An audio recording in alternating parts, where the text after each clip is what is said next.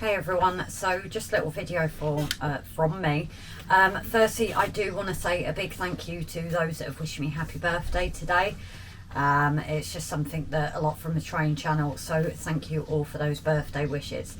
Now on to how things are going. So I've been long since convinced to get a patron and still possibly a what's the word, Rob?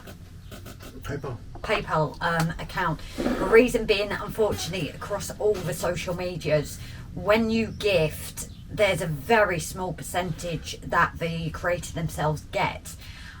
So it's a suggestion that those are available. I'm still yet to create the PayPal, but the Patreon is running, and on that I'm already uploading.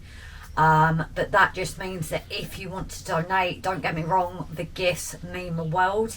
Especially like when I get them on TikTok, it does mean the world. I just feel for your money yourself, if you're donating intending and you get something like a penny back, you know, it's not fair to you guys either. So those are available as well. Just let me know if you need the links. Two of the social medias I can post links on, two of them I can't. But onto that, so the commission not quite finished, but we are almost there, and because of that I'm at the point now that I think I'm going to bring this off social media until it is finished.